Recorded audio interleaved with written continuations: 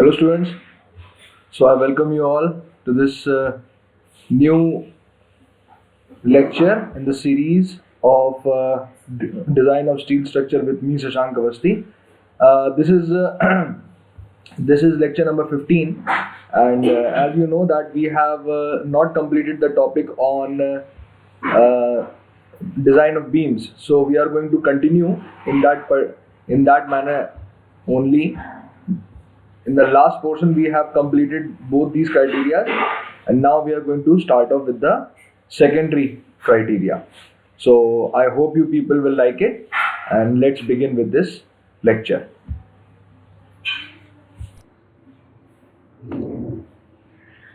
Okay, so now we are going to move on to the next topic, that is secondary criteria for failure. देखो, अभी तक अब हम लोगों ने क्या क्या पढ़ लिया. हम लोगों ने पढ़ लिया बेंडिंग मोमेंट, शियर फोर्स और डिफ्लेक्शन का क्राइटेरिया. ठीक है, अब हम लोग पढ़ रहे हैं स्टेबिलिटी का क्राइटेरिया या बकलिंग का क्राइटेरिया. ठीक है, first of all we are going to make sure that both these criteria are satisfied. Once we have done that, then we are going to move on to the secondary criteria, and this must also be satisfied in order to avoid the failure of a beam member of a steel beam member, है ना. तो stability का criteria जो होता है इसको हम buckling से डिनोट करते हैं. अभी क्या होता है ये, इसके बारे में हम डिटेल में पढ़ेंगे. देखो, इससे पहले हमने ये सब चीजों के बारे में तो सुना था, लेकिन इसके बारे में हम पहली बार सुन रहे हैं बीम के मेंबर में. इसको हम जरा डिटेल में पढ़ लेते हैं. ठीक है, सो स्टेबिलिटी क्राइटेरिया. ठीक, और स्टेबिलिटी क्राइटेरिया या सेकेंडरी क्राइटेरिया बात एक ही है, स्टेबिलिटी क्राइटेरिया. अब स्टेबिलिटी क्राइटेरिया में हमारे पास 3 प्रकार के फेलियर होते हैं. देखो, मैं यहां बना रहा हूं एक ऐसा टेबल बना लीजिए. 3 प्रकार के फेल होते हैं. एक होता है लोकल फ्लैंज बकलिंग का क्राइटेरिया. लोकल फ्लैंज बकलिंग का क्राइटेरिया यानी लोकल फ्लैंज की बकलिंग हो जाएगी तो वो मेंबर फेल हो जाएगा. दूसरा होता है वेब क्रिपलिंग का क्राइटेरिया और वेब क्रिम्पिंग भी कहते हैं कभी कभी इसको. ठीक है, और लोकल वेब बकलिंग भी कह सकते हैं. लोकल वेब बकलिंग भी कह सकते हैं. वेब क्रिम्पिंग, वेब क्रिपलिंग या लोकल वेब बकलिंग का क्राइटेरिया लोकल वेब बकलिंग है ये. ठीक है, और तीसरा होता है वेब बकलिंग का क्राइटेरिया. अब ये देखो, कंफ्यूज नहीं करना है, ये अलग है ये अलग है. मैं बताऊंगा कैसे. अब देखो, ये जो क्राइटेरिया है ना, इसमें क्या कहा गया है कि फ्लैंज होता है, फ्लैंज बकल कर रहा है. मतलब क्या कि सपोज हमारे पास ये एक ऐसा आई सेक्शन है, क्योंकि आई सेक्शन अपने को पता है कि एक बीम सेक्शन होता है. तो this is an I section, and this I section, जैसे अगर मैंने इसको इस तरीके से 3D व्यू में आपको यहाँ पे शो किया है इस आई सेक्शन को, तो this is the I section, है ना. अभी जो आई सेक्शन है हमारे पास, this I section has 2 flanges and 1 web. वही ऊपर और नीचे वाले जो है ना, ये दोनों हो गए फ्लैंजेस. क्या हो गए? फ्लैंजेस. और जो बीच वाला जो हो गया, ये हो गया वेब. ये तो हमें पता ही है. अब मैंने इसको 3D में क्यों शो किया है, ताकि आपको सारी चीज समझ में आए. एक काम करता हूं, मैं इसको देखो थोड़ा बड़े में दिखाऊंगा. अगर एक में तो मैं नहीं दिखा पाऊंगा, इसको मेरे को बार बार बनाना पड़ेगा, तो कोई बात नहीं, मैं दोबारा बना लूंगा. अब ये है, जैसे ये क्राइटेरिया है, यहाँ पे जो फ्लैंज है ना, इस फ्लैंज में क्या होता है, ऐसी इस प्रकार की फोल्डिंग टाइप की आ जाती है. समझ रहे मेरी बात को? ये जो फ्लैंज है, इस फ्लैंज में ऐसे फोल्ड्स आ जाते हैं. अब इस टाइप की फिनोमिना को हम कहते हैं लोकल फ्लैंज बकलिंग का फिनोमिना. समझ रहे हो मेरी बात? यानी फ्लैंज क्या करेगा, वो लोकल लेवल पे क्या हो जाएगा, बकल हो जाएगा. क्या हो जाएगा? बकल हो जाएगा. ये एक क्राइटेरिया होता है। दूसरा क्राइटेरिया वेब क्रिपलिंग का क्राइटेरिया। तो देखो ये वेब है, अब मैं इसका क्रॉस सेक्शन बनाता हूं तुम लोगों के सामने। एक मिनट, सॉरी, क्रॉस सेक्शन बनाता हूं, है ना। This is the web, this is the whole cross section, ये एक बीम सेक्शन है, ऊपर और नीचे फ्लैंज है, बीच में वेब है, ठीक, कोई दिक्कत नहीं है इसमें सर। अब ऐसा होगा ना, ऐसा होगा कि ये जो यहाँ का जो पोर्शन है ना, ये सिर्फ इतना पोर्शन, जो ये वाला जो पोर्शन है, ये यहाँ पे ये हल्का सा बकल कर जाएगा, ये हल्का सा बकल कर जाएगा। तो इस this kind of buckling is known as web crippling. इस प्रकार की बकलिंग को हम लोग क्या कहते हैं, वेब क्रिपलिंग कहते हैं। जो कहाँ आकर करे, फ्लैंज और वेब के जंक्शन पॉइंट पर आकर कर रहा है, उसे कहते हैं वेब क्रिपलिंग। समझ गए मेरी बात, मैं कह रहा हूं, यानी ये लोकलाइज्ड फिनोमिना है, बस यहीं पे है, बाकी पूरे लेंथ में कहीं कुछ नहीं देखने को मिलेगा, ठीक है। तो ये होता है वेब क्रिपलिंग। तीसरा जो है वो क्या होता है, the third thing is web buckling. Web buckling क्या होता है, इसी वाले को हम दोबारा बना लेते हैं। जब मान लो कि ये हमारा क्रॉस सेक्शन है, ठीक है, और इस क्रॉस सेक्शन में क्या हुआ है कि ओवरऑल डेप्थ जो है, एक मिनट ब्लैक से दिखा देता हूं मैं, डिफ्लेक्टेड शेप, ओवरऑल डेप्थ जो है ये क्या कर रही है, बकल हो जा रही है। ओवरऑल डेप्थ जो है ये क्या हो जा रही है, बकल हो जा रही है। तो इसे कहते हैं लोकल फ्लैंज बकलिंग। किसे, इसे कहते हैं लोकल फ्लैंज बकलिंग, इसे कहते हैं लोकल वेब बकलिंग या वेब क्रिपलिंग, और इसे कहते हैं वेब बकलिंग, ठीक है। तो ये जो तीनों क्राइटेरिया होते हैं, ये ऐसे इस प्रकार से इस मेंबर में डिफ्लेक्शन आते हैं, और हम मान लेते हैं कि वो मेंबर स्टेबिलिटी क्राइटेरिया को सेटिस्फाई नहीं कर पाया, और स्टेबिलिटी के बेसिस पे वो मेंबर फेल हो गया। समझ गए मेरी बात को, ठीक है। ये तीनों चीजें अगर आपको समझ में आ रही हैं, ये तीनों चीजें अगर क्लियर हैं आपके माइंड में, तो अब हम लोग देखते हैं कि कैसे इन सब चीजों को हम लोग अवॉइड कर सकते हैं, या कैसे हम इन सब चीजों पे कंट्रोल पा सकते हैं, ठीक है। तो एक एक करके पढ़ते हैं। लोकल फ्लैंज बकलिंग को सबसे पहले पढ़ते हैं। तो लोकल फ्लैंज बकलिंग, ठीक है। अब लोकल फ्लैंज बकलिंग मैंने इससे पहले बताया था तुम्हें, वो डायग्राम जो था, अब मैं उसको दोबारा तो बताऊंगा नहीं, वो तुमने देख ही लिया है कि क्या है local flange buckling, sorry, local flange buckling. अब देखो क्या हो रहा है, देखो क्या हो रहा है, इसको अगर मुझे अवॉइड करना है, तो जो B/TF के बारे में हमने इससे पहले पढ़ा था, इसके बारे में हमने शुरुआत में पढ़ा था। क्या होता है B/TF, थोड़ा सा याद करें हम लोगों ने। अच्छा एक काम करते हैं, प्रीवियस स्लाइड पे ही जाके देख लेते हैं ताकि बार बार ना बनाना पड़े। ये कुछ देखा था क्या, ये वाला फिगर हमने, ये वाला फिगर कुछ देखा था क्या हमने, ये वाला फिगर देखा था क्या। इसमें मैंने कहा था कि कुछ B/TF के क्राइटेरिया के ऊपर बेसिस होता है कि कौन सा क्रॉस सेक्शन है ना, यही बोला था ना मैंने इससे पहले। तो अगर मैंने ये कहा था, तो यही चीज है ये यहाँ पे, यही चीज है ये यहाँ पे, यही B/TF का जो क्राइटेरिया है, this is going to govern the local flange buckling. अब मेरे को दोबारा तो बनाने की जरूरत नहीं है ना, B/TF की वैल्यू बनाने की जरूरत है सर। उसकी वजह क्या है कि B/TF अकेले मोनोलिथिक सेक्शन में नहीं निकाला जाता, बिल्टअप सेक्शन में भी निकाला जाता है। तो मैं 2 सेक्शन और बनाने वाला हूं, जिसमें मैं B/TF की वैल्यू को कैलकुलेट, मतलब कहां से कैलकुलेट करना है उसको मैं आपको दिखाऊंगा, ताकि अगर आपको क्रॉस सेक्शन का शेप गिवन हो तो आप इस B/TF की वैल्यू को कैलकुलेट कर सकते हैं, ठीक है। सो एक तो हमारा ओरिजिनल शेप था जो हमने इससे पहले बनाया था, this is a monolithic section, हमने ये बनाया था मोनोलिथिक सेक्शन। यहाँ पे एक मिनट, बैटरी जा रही है,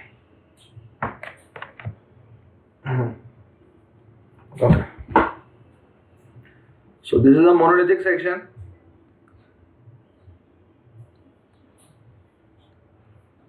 ठीक है, दूसरा सेक्शन क्या होता है, बिल्टअप सेक्शन होता है, जिसमें हम लोग क्या करते हैं, प्लेट्स को मिला के उसको बनाते हैं, उस सेक्शन को बनाते हैं। तो ऊपर एक प्लेट है, नीचे एक प्लेट है, और इन दोनों प्लेटों को जोड़ने वाली बीच में एक प्लेट है। ये दूसरी कैटेगरी हो गई आई सेक्शन की। एक कैटेगरी वो हो गई जिसमें वो मोनोलिथिक क्या बोलते हैं, एक रेडीमेड सेक्शन है, पूरा का पूरा बना बनाया, कोल्ड जो रोल्ड जिसे हम लोग कहते हैं, मतलब जिसको रोलिंग मिल में अपन लोग ने पहले से बना के तैयार कर रखा है इस सेक्शन को। इसमें कोई अलग अलग भाग नहीं है ना, एक ही सेक्शन है अपने पास। तो तीसरा जो होता है दैट इज, अगर हम एक आई सेक्शन है उसके ऊपर और नीचे प्लेटें लगा दें, जैसे मतलब आई सेक्शन हो गया ये जो आई सेक्शन है, ये आई सेक्शन जो है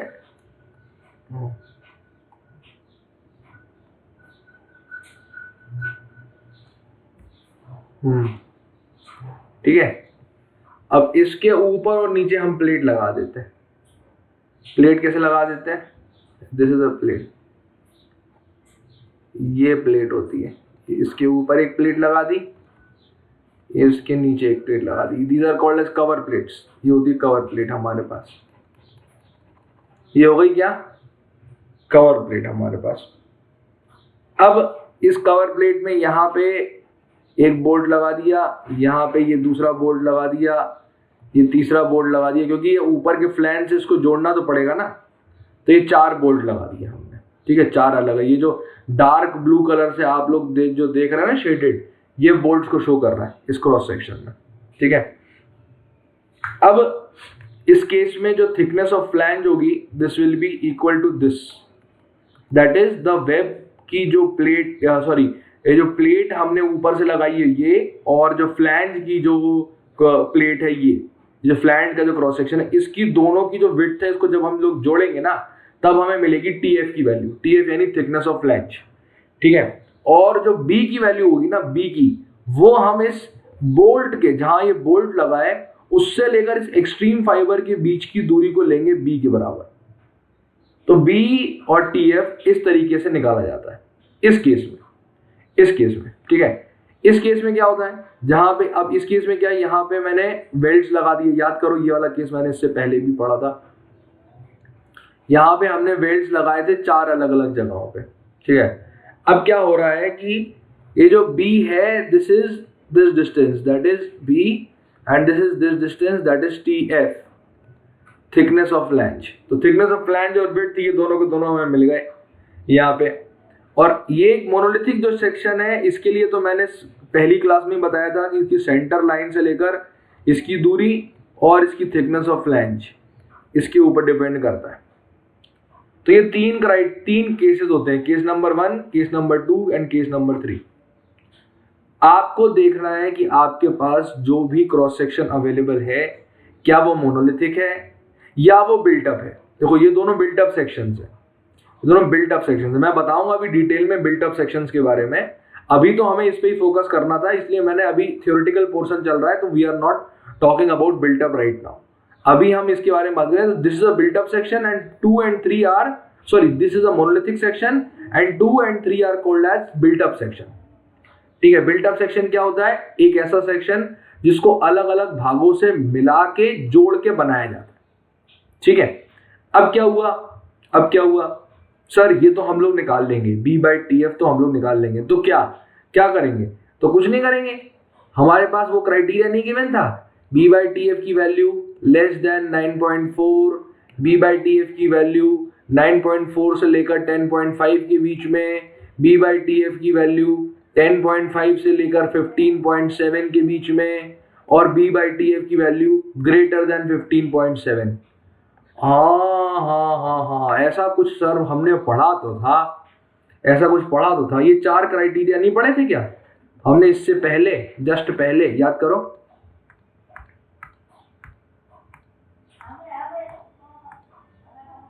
ये क्राइटेरिया ये पढ़े थे ना, ये less than 9.4, less than 10.5 B/TF। हाँ, तो ये जो क्राइटेरिया है, इन्हीं क्राइटेरिया से पता चलता है कि वो एक प्लास्टिक सेक्शन है, कि कॉम्पैक्ट है, कि सेमी कॉम्पैक्ट है, कि सिलेंडर है। प्लास्टिक, कॉम्पैक्ट, सेमी कॉम्पैक्ट और स्लेंडर। ये 4 क्राइटेरिया बनते हैं हमारे पास यहाँ पे। जो 4 क्राइटेरिया है इसमें से जो कॉम्पैक्ट वाला जो क्राइटेरिया है या प्लास्टिक वाला जो क्राइटेरिया है, इन सब में से जो बेस्ट होता है वो होता है प्लास्टिक सेक्शन। क्यों? क्योंकि ये प्लास्टिक हिंज डेवलप कर सकता है, मैंने बताया था। सिमिलरली इसमें से हम ये भी जज कर सकते हैं कि जिसकी B/TF की वैल्यू कम होगी वो ज्यादा स्टेबल होगा।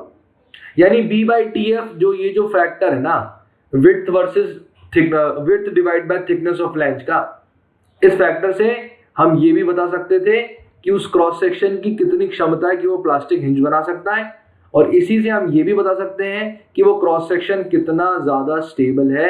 स्टेबल इन द सेंस कि उसके अंदर लोकल फ्लैंज बकलिंग नहीं होगी। Local flange buckling will not take place. Local flange buckling will not take place. समझ में आ गई मेरी बात? मैं क्या बोल रहा हूँ? आ गई मेरी बात समझ में?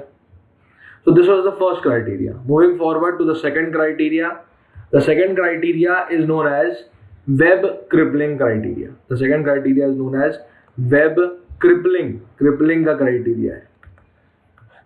अच्छा, एक बात और यहाँ पे, अगर कोई आपसे पूछे कि इसकी वजह क्या होती है, what is the main reason behind local flange buckling, so you can very easily say it is bending compressive stress. यहाँ लिख लो, ग्रीन से लिख देता हूँ। रीजन बेंडिंग कंप्रेसिव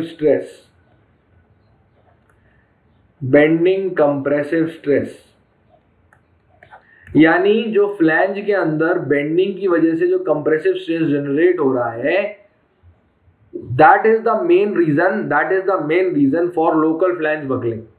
यानी बेंडिंग कंप्रेसिव स्ट्रेस जो होता है, अगर ये एक हद से ज्यादा हो जाए तो लोकल फ्लैंज बकलिंग होने लगती है। और बेंडिंग कंप्रेसिव स्ट्रेस जो होता है, it is governed by the strength criteria. Strength का जो क्राइटेरिया है ये उससे गवर्न होता है। तो एक तो ये स्ट्रेंथ को गवर्न करता है कि कहीं वो कोलैप्स तो नहीं हो जाएगा प्लास्टिक हिंज बन के, और दूसरा ये इसको गवर्न करता है लोकल फ्लैंज बकलिंग को, यानी स्टेबिलिटी को। तो इसका मतलब है कि एक ही बेंडिंग कंप्रेसिव स्ट्रेस का जो क्राइटेरिया है वो हमें इन दोनों क्राइटेरियाज को, strength and stability, both these criterias are governed by it. ठीक है? तो वी कैन नॉट से कि अकेला बेंडिंग कंप्रेसिव स्ट्रेस से आप लोग स्ट्रेंथ वाइज उसको इवेल्युएट करेंगे, हम उससे स्टेबिलिटी वाइज भी इवेल्युएट करते हैं। ठीक है? अगर इसकी वैल्यू ज्यादा हो जाएगी तो लोकल फ्लैंज बकलिंग होना इनएविटेबल हो जाएगा। इनएविटेबल यानी उसको इग्नोर नहीं कर सकते। ठीक है? Moving forward, the second criteria is the web crippling criteria. अभी मैंने बता चुका हूँ इसका फिगर कैसा होता है। अगर नहीं समझ में आया तो ये बड़ा सा बना देता हूँ जिससे आपको दिक्कत नहीं जाए। तो this is a I section. ठीक है? और इस आई सेक्शन में क्या हो रहा है कि जो जंक्शन पॉइंट है ना इन दोनों का, यानी फ्लैंज का और वेब का जो जंक्शन पॉइंट है, इस पे थोड़ा सा ये क्या करेगा, यहीं पे लोकली डिफ्लेक्ट हो जाएगा। तो this is known as web crippling. अब वेब क्रिपलिंग के लिए जो मेन रिस्पॉन्सिबल है that is the bearing stress. ये this is the main criteria. यही रीजन होता है कि वेब क्रिपलिंग होती है। अब इसको हम लोग कैसे चेक करें? तो सबसे पहले तो हमें क्या करना पड़ेगा, हमें जो बियरिंग स्ट्रेस एक्चुअली में उस क्रॉस सेक्शन पे लग रहा है, उस बियरिंग स्ट्रेस की वैल्यू को सबसे पहले हमें कैलकुलेट करना पड़ेगा। और उस बियरिंग स्ट्रेस की वैल्यू को कैलकुलेट करके then we have to find out whether the criteria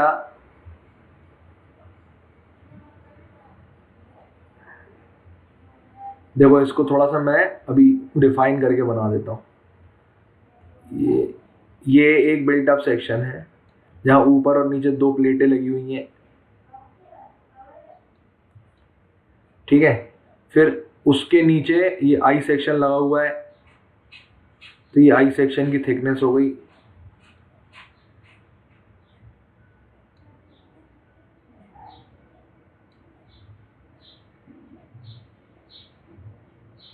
ये और ज़्यादा क्लियर हो जाएगा आपको, ठीक है। सो this is the I section, this is the I section and the buckling will happen over here, यानी इसको मैं थोड़ा सा मिटा देता हूँ। The buckling happens over here, sorry,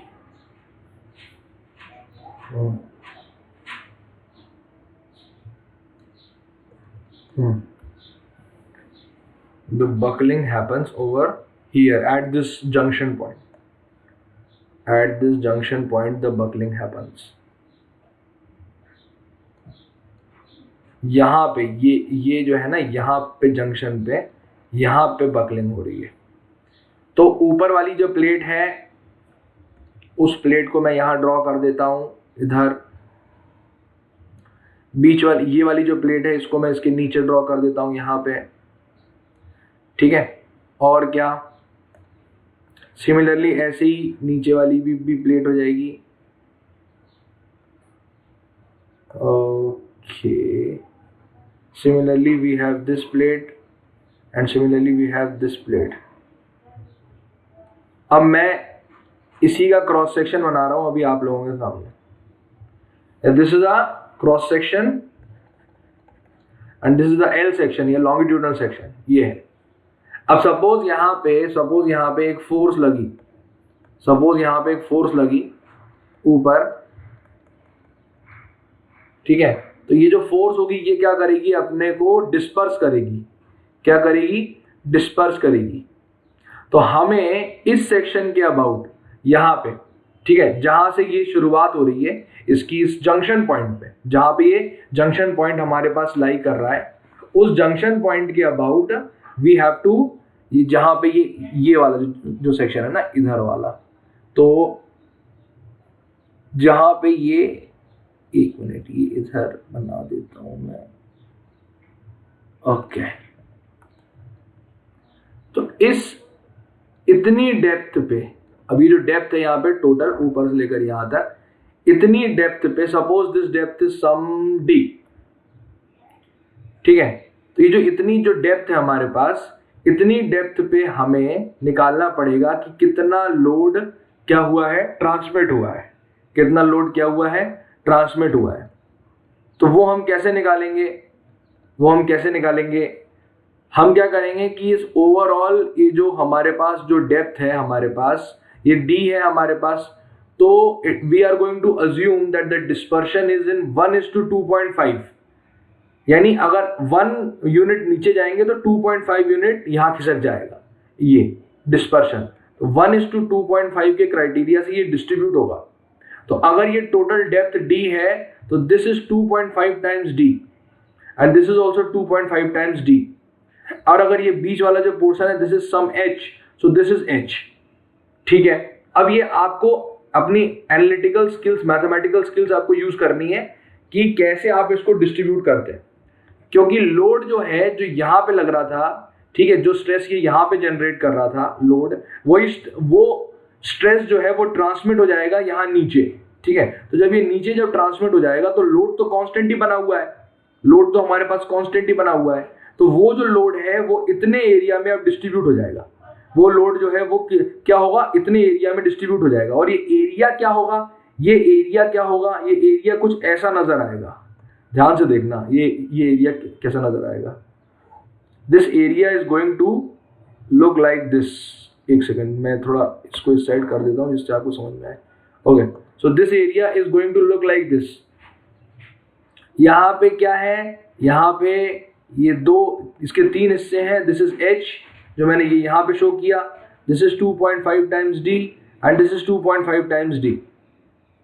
और ये जो टोटल है ना, ये वाला जो क्रॉस सेक्शन है, ये हो गया इसकी टोटल थिकनेस TW, ये हो इसकी टोटल थिकनेस TW। तो आप बता सकते हैं कि इस सेक्शन के अबाउट ये जो एक्स एक्स जो हमारे पास सेक्शन है यहाँ पे, तो इसको मैं अगर एक्स एक्स सेक्शन बोलता हूँ, तो इस सेक्शन के अबाउट आप बता सकते हैं कि कितना स्ट्रेस डेवलप हो रहा है इस सेक्शन के अबाउट, बता सकते हैं क्या? बिल्कुल बता सकते हैं sir. The stress is equal to load divided by area, और यहाँ पे एरिया कितना है? एरिया इज थिकनेस ऑफ, ये दिस इज TW मतलब थिकनेस ऑफ वेब, क्योंकि ये थिकनेस ऑफ वेब ही तो है ये यहाँ पे, this is thickness of web. Now the thickness of web multiplied by this is the length, और लेंथ क्या है हमारे पास? Length is 2.5 times d plus h plus 2.5 times d। कोई दिक्कत नहीं है इसमें, कोई दिक्कत नहीं है sir. We can very easily find because we know this thing, we know this thing, we know both these things, ठीक है, and we know this thing also. So we can very easily find out that what is the value of sigma, what is the value of sigma, ठीक है। ये वो stress की value है जो उस सेक्शन पे आकर कर रहा है जिस सेक्शन के ऊपर लोकल वेब बकलिंग या वेब क्रिपलिंग खत्म हो रही है, उस सेक्शन पे हमने स्ट्रेस की वैल्यू को निकाल लिया। अब अगर ये जो स्ट्रेस है ये अगर हमारे पास बियरिंग स्ट्रेस से कम हो जाए, परमिसिबल बियरिंग स्ट्रेस से कम हो जाए, परमिसिबल बियरिंग स्ट्रेस से कम हो जाए या बराबर हो जाए, तो उस केस में क्या होगा? उस केस में क्या होगा कि फेलियर नहीं होगा, यानी web crippling will not happen, not happen. Web crippling क्या होगा? टेक प्लेस नहीं करेगा, web crippling will not happen, नहीं होगा, ठीक है। तो इसका मतलब क्या है कि ये जो क्राइटेरिया ना, sigma is less than equal to permissible bearing stress, इस क्राइटेरिया को हमें, इस क्राइटेरिया को हमें, इस बेयरिंग स्ट्रेस का जो क्राइटेरिया है, इस क्राइटेरिया को हमें सेटिस्फाई करवाना पड़ेगा।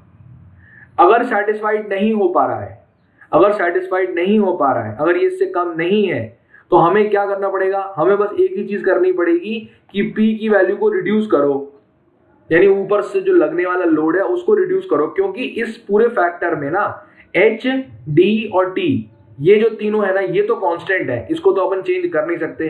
परमिसिबल बेयरिंग स्ट्रेस हमें कोड से मिलता है, अब ये भी फिक्स हो गया और ये भी फिक्स हो गया, तो क्या चीज वेरिएबल है? P ही तो वेरिएबल है, P ही तो वेरिएबल है, दिस P इज वेरिएबल। तो हमें P की वैल्यू को इतना कम करना पड़ेगा ताकि ये क्राइटेरिया फुलफिल हो सके। अगर ये क्राइटेरिया फुलफिल है तो वेब क्रिपलिंग नहीं होगी उस क्रॉस सेक्शन में। समझ गए मेरी बात? ठीक है। तो अब बियरिंग स्ट्रेस का कौन सा कोडल प्रोविजन हमारे पास अवेलेबल है परमिसिबल बियरिंग स्ट्रेस का? तो देखो मैं दोनों के केस में बता देता हूं, LSM और WSM में। तो देखिए LSM लिमिट स्टेट मेथड और WSM working stress method. Working stress method में परमिसिबल जो वैल्यू होती है this equal to 0.75 times FY, ये बियरिंग स्ट्रेस की परमिसिबल वैल्यू होती है। और लिमिट स्टेट में तो जो वैल्यू होती है this is FY divide by 1.1,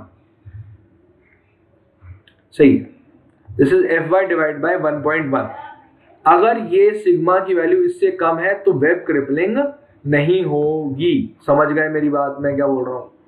web crippling का पूरा फिनोमेना समझ में आ गया, किस वजह से होता है? बियरिंग की वजह से होता है। उसको हम कैसे कैलकुलेट करते हैं ये समझ में आ गया। This is the actual bearing stress which is acting, वो कम होना चाहिए किससे? वो किससे कम होना चाहिए? This should be less than the permissible bearing stress, और वो परमिसिबल बियरिंग स्ट्रेस जो होता है this is, and that permissible bearing stress is given in the code, जो कि इन दोनों के बराबर है। समझ में आ गई मेरी बात? ठीक है। Going forward to the last criteria, that is web buckling criteria. The third criteria is the web buckling criteria.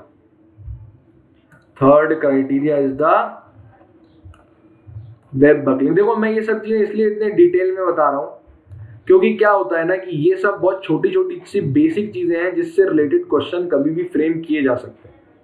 आपसे सीधे पूछा जा सकता है कि अगर मैं इतना लोड लगा रहा हूं तो क्या वो वेब क्रिपलिंग में सेफ है या नहीं है?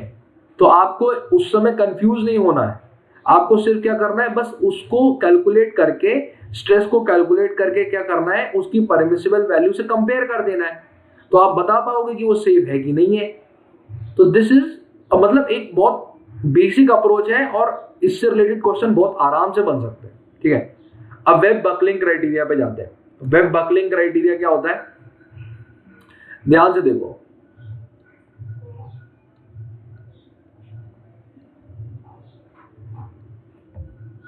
So this is an I section.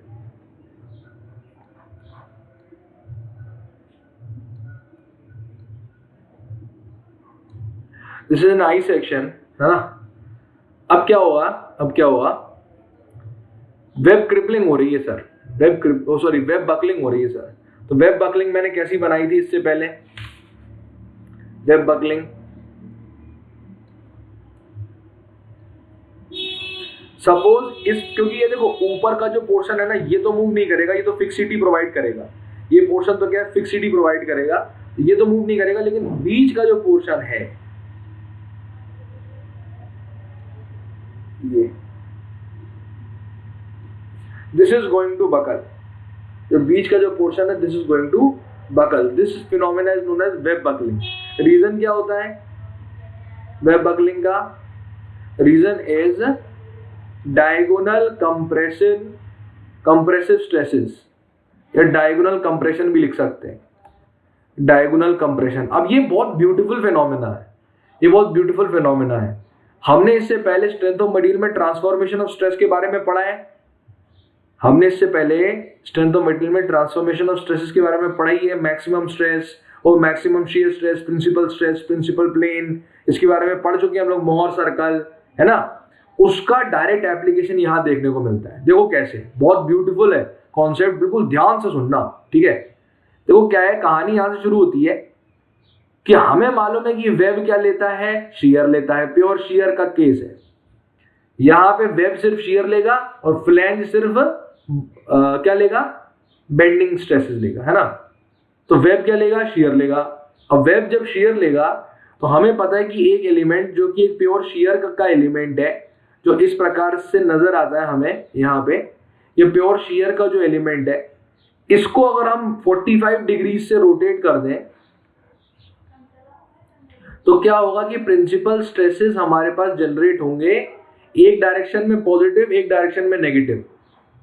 और ये जो प्रिंसिपल स्ट्रेसेस होंगे ना, इसकी वैल्यू क्यू मैक्सिमम के बराबर होगी। क्यू मैक्सिमम तो नहीं बोलूंगा, क्यू के बराबर होगी। अरे कोई मतलब नहीं है इसको लिख के मैक्सिमम को, ये इसके बराबर होगी। Q sigma 1 is equal to Q and sigma 2 is equal to Q, ये दोनों वैल्यूज के बराबर होगी। तो यानी ये जो ओरिजिनल एलिमेंट जो इसमें प्योर शेयर लग रहा था, इसमें हम क्या देख रहे हैं, कि इसकी डायगोनल के अबाउट हम क्या देख रहे हैं कि स्ट्रेसेस जनरेट हो रहे हैं। एक साइड में टेंसाइल स्ट्रेस जनरेट हो रहा है, एक साइड में कंप्रेसिव स्ट्रेस जनरेट हो रहा है। अच्छा, तो सर मतलब डायगोनल के अबाउट कंप्रेसिव स्ट्रेस जनरेट हो रहा है, यही कहलाता है बेटा diagonal compression. This is known as diagonal compression. और इस डायगोनल कंप्रेशन के होने की वजह से वेब बकलिंग होती है। समझ में आ गई मेरी बात, मैं क्या बोल रहा हूं? समझ में आ गई क्या मैं क्या बोल रहा हूं? अगर ये चीज समझ में नहीं आई तो यहीं पॉज करो इस वीडियो को, बैक जाओ और दोबारा से सुनो मैंने क्या बोला है सारी चीजें। ये डायगोनल कंप्रेशन बहुत इंपॉर्टेंट है फिनोमिना, आपको समझ में आना चाहिए, इसलिए मैंने इतना ज्यादा आपको समझाया उसके बारे में, ठीक है? तो डायगोनल कंप्रेशन की पूरी कथा यहाँ पे समाप्त हो जाती है। अब आते हैं बात पे। तो हमें याद क्या रखना है कि वेब बकलिंग किस वजह से होती है, डायगोनल कंप्रेशन की वजह से होती है, ठीक है? अब आगे बढ़ते हैं। अब क्या करना है, अब हमें डायगोनल वेब बकलिंग को क्या करना है, अवॉइड करना है। तो उसके लिए क्या करना पड़ेगा, उसके लिए सिंपल से ये करना पड़ेगा कि अगर हम इससे लेकर इसके बीच में जो पोर्शन है, इसको हम D1 कुछ नाम देते हैं, ठीक है? और इस पे लगने वाला वो स्ट्रेस, जैसे इससे पहले हमने कैलकुलेट किया था ना, यहां पे इससे पहले जो हमने कैलकुलेट किया था ना, एक minute, sorry,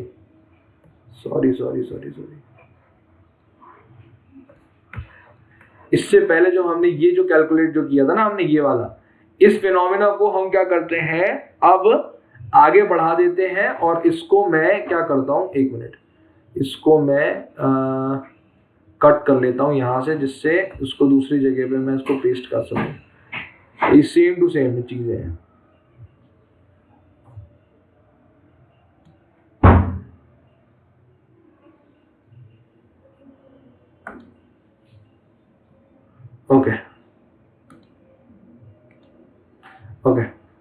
so this is the thing,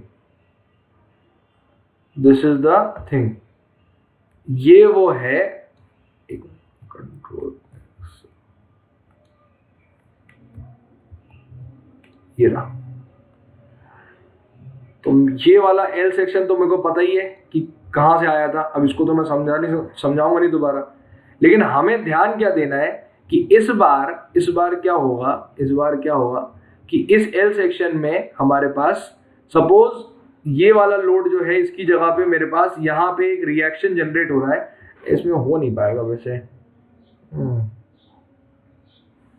इसमें मुझे अलग से दिखाना पड़ेगा आपको, मुझे लग रहा है कि मुझे दोबारा से बनाना पड़ सकता है ऐसे इस फिगर को। चलो ठीक है, दोबारा बना लेते हैं, कोई बात नहीं, दोबारा बना लेते हैं, मुझे लगा था उससे काम चल जाएगा।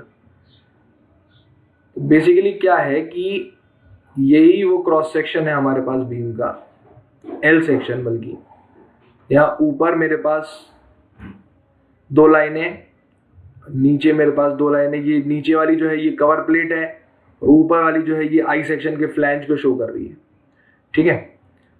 और सेंटर वाली जो लाइन है वो ये है, दिस इज द सेंटर वाली line,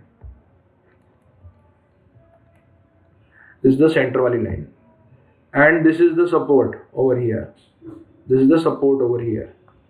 now what is happening is that we have this load. अब देखो लोड वही रहेगा, लोड का प्लेसमेंट वही है, लोड वैसा का वैसे ही लग रहा है, लेकिन इस बार क्या हो रहा है ना, वो लोड जो है वो ट्रांसमिट हो रहा है हमारे पास मिड डेप्थ तक। वो लोड कहां तक ट्रांसमिट हो रहा है हमारे पास, मिड डेप्थ तक। So this is going to be the section जिसपे हमें स्ट्रेस की वैल्यू को कैलकुलेट करना पड़ेगा, this is going to be the section. अब इसका मतलब क्या है कि सर, आप ये कहने की कोशिश कर रहे हैं कि हम ये जो सेक्शन है ये यहाँ बीचों बीच लेके चल रहे हैं। हाँ बेटा, बिल्कुल सही, ये वो सेक्शन है एक्स एक्स सेक्शन, जिस सेक्शन के अबाउट हमें स्ट्रेस को कैलकुलेट करना पड़ेगा। तो सर जिस प्रकार से वहां पे लोड डिस्ट्रीब्यूशन हुआ था वैसे ही, हाँ बिल्कुल वैसे ही होगा, लेकिन फर्क क्या होगा कि यहाँ पे 1:1 के रेशियो का लोड डिस्ट्रीब्यूशन होगा। समझ में आ रही मेरी बात, 1:1 के रेशियो पे होगा, यानी क्या, यानी सर ये है कि अगर ये ओवरऑल डेप्थ यहां से लेकर यहां तक के बीच की अगर दूरी कुछ डी है मेरे पास, और ये मेरे पास h है यहाँ पे, तो ये अगर डी है तो ये भी डी हो गया, ये भी डी हो गया, और फिर उसके बाद ये h हो गया। तो जो सिग्मा मेरे पास जनरेट हो रहा है, the stress which is being generated, sigma is equal to P upon twice D plus h। सही कह रहा हूं क्या, है ना।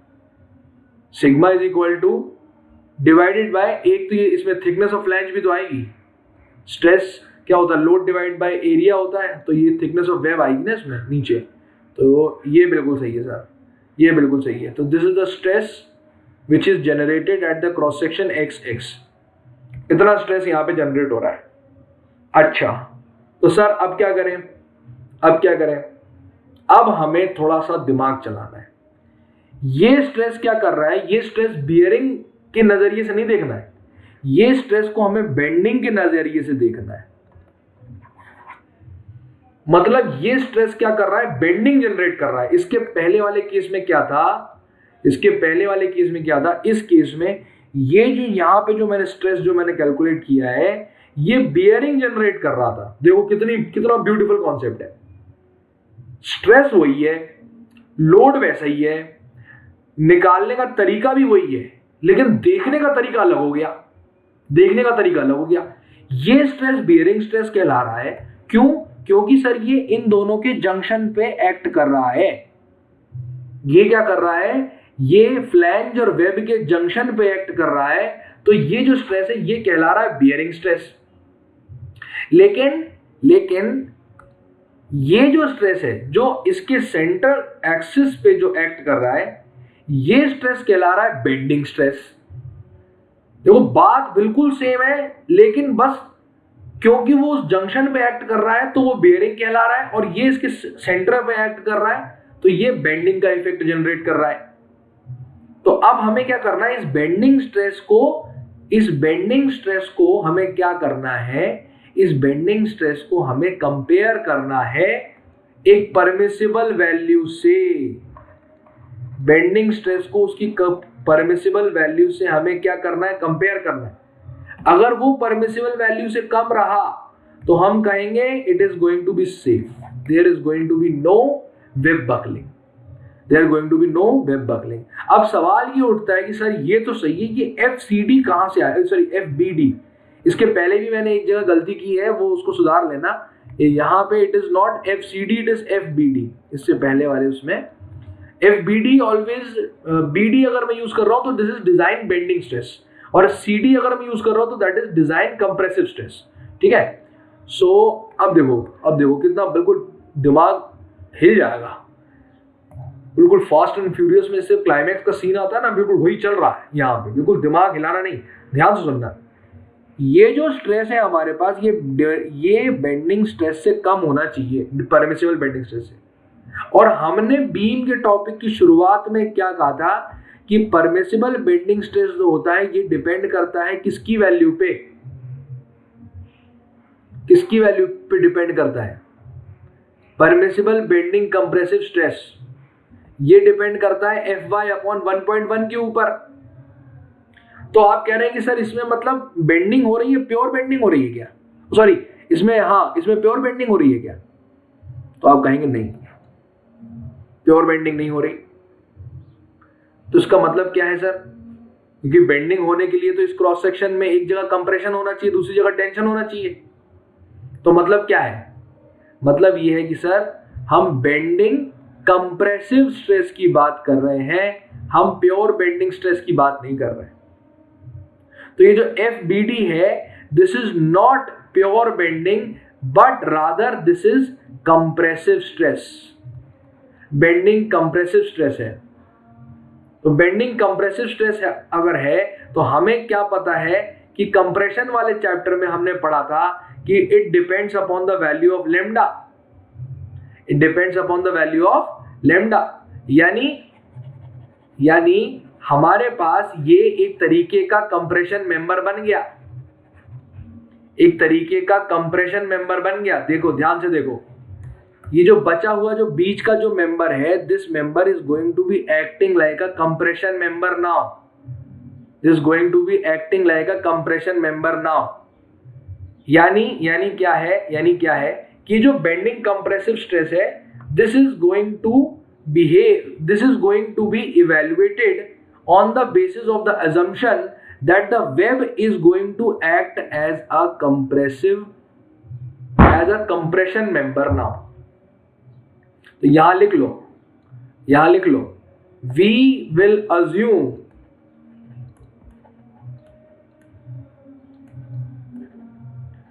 that the web is a compression member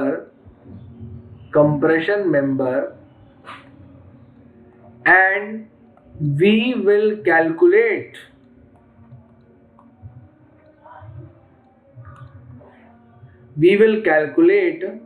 the compressive stress, the permissible compressive stress based on lambda, lambda क्या है? Slenderness ratio पे डिपेंड करती है परमिसिबल कंप्रेसिव स्ट्रेस की वैल्यू, ये हमें पता है एज पर IS कोड में यही चीज हमारे पास गिवन थी। तो अब हमारी जंतुजहद कहाँ आ गई, जरा रिवाइज करें। सबसे पहले हमने लोड लिया, लोड से हमने स्ट्रेस निकाला, स्ट्रेस को फिर हमें कंपेयर करना है कंप्रेसिव स्ट्रेस से, और कंप्रेसिव स्ट्रेस डिपेंड करता है लेमडा के ऊपर। और लेमडा अब हम कैसे निकालेंगे? तो लेमडा के लिए तो बहुत आसान है sir, lambda is equal to L effective divide by R minimum होता है, यही तो होता है सर। हाँ बिल्कुल सही बात है बेटा, बिल्कुल सही बात है। तो मतलब क्या है कि सर हमें L इफेक्टिव की वैल्यू चाहिए और R मिनिमम की वैल्यू चाहिए। तो अगर ध्यान से देखो तुम इस क्रॉस सेक्शन को, तो क्या तुम ये नहीं देख रहे हो कि ये जो क्रॉस सेक्शन है ये एक तरीके की फिक्स्ड बीम की तरह एक्ट कर रहा है, सॉरी फिक्स्ड कॉलम की तरह एक्ट कर रहा है। फिक्स कॉलम भी तो ऐसे ही इसी प्रकार से कुछ बकल करता है, सही कह रहा हूं क्या? हाँ सर, तो मतलब बकलिंग क्राइटेरिया एक तरीके से कंप्रेशन मेंबर का क्राइटेरिया होता है, और हम अज्यूम कर रहे हैं कि वेब अब एक कंप्रेशन मेंबर की तरह एक्ट कर रहा है। हाँ, वेब अब एक कंप्रेशन मेंबर की तरह एक्ट कर रहा है, और इस मेंबर की को बकलिंग से बचाना है। तो अब ये सब भूल जाने का समय है। अब हम दोबारा चलते हैं उसी दुनिया में जहां पे हमने कंप्रेशन मेंबर के बारे में पढ़ा था। तो कंप्रेशन मेंबर के लिए हमने बहुत आसानी से ये सब चीजों के बारे में बताया था कि एक कंप्रेशन मेंबर अब ऐसा कंप्रेशन मेंबर है जो ऊपर और नीचे से फिक्स्ड है। कोड में क्या गिवन है कि इस कंप्रेशन मेंबर की जो डेप्थ होगी, this will be taken as d1/√2। d1/√2 मतलब क्या? d1/√2 मतलब क्या? ये जो d1 है हमारे पास, this is the distance between the junction points of the web, यानी जहां से वेब बकल होना शुरू होगा उसके टॉप और बॉटम पॉइंट के बीच की जो दूरी है, this is going to be d1। और कोड कहता है कि हम अज्यूम करेंगे कि वेब जो है वो एक फिक्स्ड कॉलम की तरह है, और उस वेब की जो डेप्थ है, जो लेंथ है हमारे पास, ठीक है, वो d1/√2 के बराबर है। d1/√2 के बराबर है नेचुरल लेंथ। ये जो है natural length, this is the natural length. तो अगर ये नेचुरल लेंथ है तो इफेक्टिव लेंथ क्या हो गई? Effective length will be equal to natural length by 2। Natural length by 2, ये चीज हमारे पास नोन है from strength of material. Effective length इसके बराबर होती है। तो अगर ये इसके बराबर है तो वी कैन से, क्योंकि इसमें क्या है, इसमें 100% फिक्सिटी आती है, इसलिए हम इसे 0.65 L के बराबर नहीं लेके चलते। क्योंकि मैंने एक बार आपको और बताया कि स्टील में IS 800 में L इफेक्टिव वैल्यू 0.65 L के बराबर लेके चले हैं, लेकिन यहाँ पे L/2 के बराबर इसलिए लेके चलते हैं क्योंकि वो कंप्लीटली फिक्स्ड है। क्योंकि वेब और फ्लैंज जो है ये दोनों एक ही क्रॉस सेक्शन के पार्ट है। That is why there is 100% fixity, और 100% फिक्सिटी को शो करने के लिए हम इसको L/2 लेके चलते हैं। तो अगर ये L/2 है तो ये हो जाएगा d1/√2 डिवाइड बाई 2, और R मिनिमम की जो वैल्यू है this is equal to root of I minimum divided by gross area of cross section. अब क्या है, हमें सबसे पहले I निकालने के लिए इसके क्रॉस सेक्शनल जो डायमेंशंस है उसको पहले डिफाइन करना पड़ेगा। तो क्रॉस सेक्शनल डायमेंशंस है कैसे? Cross sectional dimensions looks like this, that we have got a cross section like this which has TW, that is thickness of web, and the overall length is given by this। ये है अपने पास, ये क्योंकि ये section ही है ना, इसके about ही तो हमको निकालना है कि कितना स्ट्रेस आ रहा है। तो ये जो इस सेक्शन के अबाउट जो एरिया है, this is going to be taken as the cross section. तो ये जो क्रॉस सेक्शन है इसमें दिस इज, जैसे मैंने ऊपर लिखा है, दिस इज 2D + H यहां पे, ठीक है? मेरी बात समझ में आ रही है मैं क्या बोल रहा हूं? तो इस पूरे को जब मैं सॉल्व करूंगा तब अब इसके आगे की कैलकुलेशन इंपॉर्टेंट नहीं है, बस आपको समझाने के लिए मैंने ये सब किया था। आपको सिर्फ क्या याद रखना है कि जो लेमडा की वैल्यू हमारे पास आएगी फाइनली, एक मिनट यार, आपको क्या याद रखना है कि जो लेमडा की वैल्यू आपके पास आएगी फाइनली यहां पे, तो that lambda will come out to be 2.54 times d1 divided by tw, और √6 times d1 divided by tw। आपको इस रिजल्ट को डायरेक्ट यूज करना है। अगर आप चाहें तो इसको डिराइव कर सकते हैं, लेकिन देयर इज नो यूज, क्योंकि गेट के पेपर में डेरिवेशंस नहीं आते। You just have to remember कि जो क्रॉस सेक्शन के लिए जो लेमडा आएगा हमारे पास, this is equal to √6 times d1 divided by tw, where d1 क्या है, d1 is the depth of the web, d1 is the depth of the web इन दोनों पॉइंट जहां से बकलिंग शुरू हो रही है उन दोनों के बीच की जो डेप्थ है दैट इज d1, ठीक है। And tw is the thickness of the web. इन दोनों के बेसिस पे मैं लेमडा की वैल्यू को निकाल लूंगा और इस लेमडा की वैल्यू को फिर मैं इंटरपोलेट करूंगा, क्योंकि हमारे पास कोड में कुछ वैल्यू पहले से गिवन है, या तो हमें फॉर्मूला गिवन होगा कोड का, या तो हमको एक टेबल गिवन होगा। तो इन दोनों ही केसेस में इसका उपयोग करेंगे, लेमडा का उपयोग करेंगे और हम किसकी वैल्यू निकालेंगे, FCD की वैल्यू को निकालेंगे, FCD की वैल्यू को निकालेंगे, ठीक है।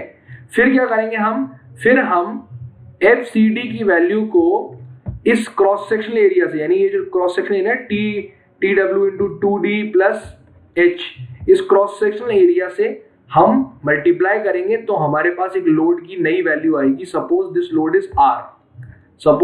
इज R, ठीक है। हमें इंश्योर क्या करना है कि जो R है this is greater than PU। PU क्या है, PU is the externally applied load,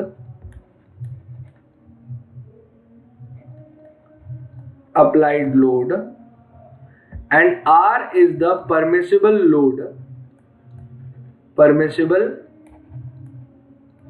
load carrying capacity।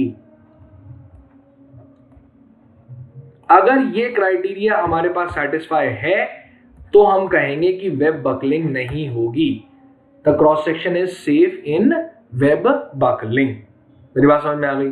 काफी बड़ा था, इसमें याद रखने लायक क्या है, देखो बहुत बड़ी गाथा हमें याद नहीं रखनी, हमें सिर्फ ये याद रखना है कि हमें सबसे पहले तो एक स्ट्रेस की वैल्यू निकालनी है, बेंडिंग कंप्रेसिव स्ट्रेस की वैल्यू को निकालना है हमको यहाँ पे, ठीक है। फिर उसके बाद क्या करना है उसके बाद हमें इसको कंपेयर करना है कंप्रेसिव स्ट्रेस की वैल्यू से। क्यों? क्योंकि हम अज्यूम क्या कर रहे हैं कि ये जो वेब है ये एक फिक्स्ड बीम की तरह एक्ट कर रहा है, और फिक्स्ड कॉलम की तरह एक्ट कर रहा है, ठीक है। और फिर हमें क्या करना है, फिर हमें उस बीम के लिए उस वेब के लिए हमें निकालना है लेमडा की वैल्यू को वेब के लिए, और जब लेमडा की वैल्यू निकल आएगी तो उस बेसिस पे हमें उस बीम की परमिसिबल कंप्रेसिव स्ट्रेस की वैल्यू को निकालना है, और फिर इस परमिसिबल कंप्रेसिव स्ट्रेस की वैल्यू से हमें परमिसिबल लोड कैरिंग कैपेसिटी की वैल्यू को निकालना है, और फिर इस परमिसिबल लोड कैरिंग कैपेसिटी की वैल्यू को कंपेयर करना है उस लोड से जो बाहर से लग रहा है अभी। अगर वो ज्यादा है लोड कैरिंग कैपेसिटी, यानी लोड जो लग रहा है वो कम है, अगर मान लो कि ऊपर से लग रहा है 100 किलो न्यूटन और हमारे पास कैपेसिटी है 150 किलो न्यूटन की, तो हम कहेंगे कि वो मेंबर में वेब बकलिंग नहीं होगी, ठीक है। मेरी बात समझ में आ गई? तो ये 3 क्राइटेरिया होते हैं जिनको सेटिस्फाई करवाना पड़ता है इन ऑर्डर टू मेंटेन कि ये जो बीम है ये स्टेबिलिटी क्राइटेरिया से फेल नहीं होगी, ठीक है। तो ये 2 अलग अलग क्राइटेरिया होते हैं, स्टेबिलिटी क्राइटेरिया या सेकेंडरी क्राइटेरिया, और दूसरा होता है प्राइमरी क्राइटेरिया, जिसमें 2 अलग अलग क्राइटेरिया होते हैं जो मैंने शुरुआत में आपको बताए थे, ठीक है। तो I hope this is the end, this is sufficient for 1 lecture. बहुत ज्यादा है, काफी सारे फैक्ट्स हैं, एक बार दोबारा से इसको देखने की कोशिश करें, समझने की कोशिश करें, रीवॉच करें इस वीडियो को, क्योंकि बहुत सारे फैक्ट्स मैंने इनकलकेट करने की कोशिश की है। यहाँ पे जो याद रखने वाली चीजें उनको स्टार मार्क करके रखें, क्योंकि most of the results you have to remember, वहां पे आप कैलकुलेशन करने नहीं बैठेंगे, ठीक है। तो remember those results and this concludes with this portion of beam, यानी हमने बीम के जो पोर्शन इस लेक्चर में कवर करना था, we have concluded with that. I thank you all for being patient enough to listen to the entire lecture. I'll meet you in the next lecture of this series, and we are going to talk about built-up beams in that section, and we are also going to solve a numerical on laterally supported beam sections.